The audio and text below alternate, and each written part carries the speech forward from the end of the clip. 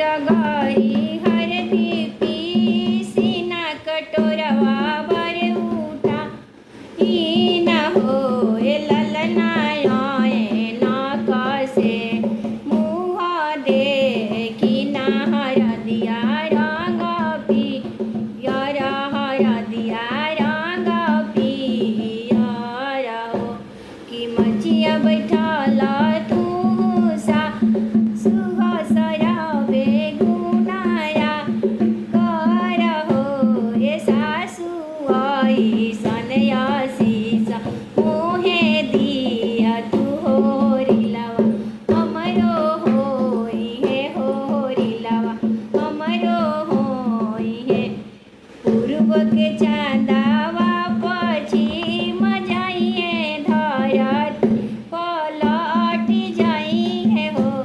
ए बहुआ रकटी हो रकटी जियरा जरी है होरिलवा नाही होई है होरिलवा नाही होई है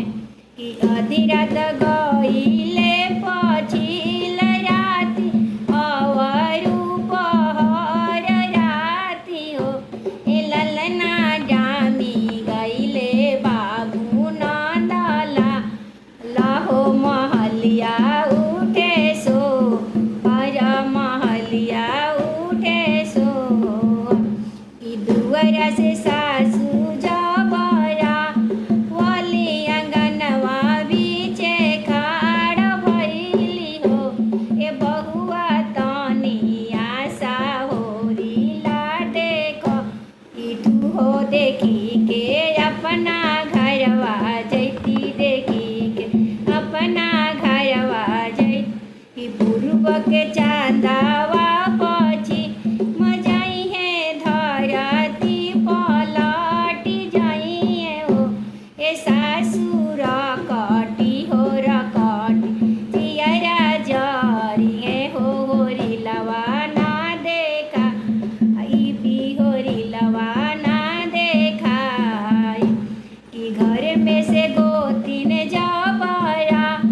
वली अंगनवा बीचे खाड़ भइली हो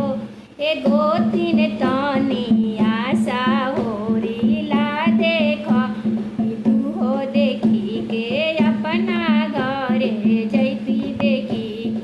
अपना घरे जैती पूर्व के चांदावा पछी मजाइए धरती पलटी जाइए हो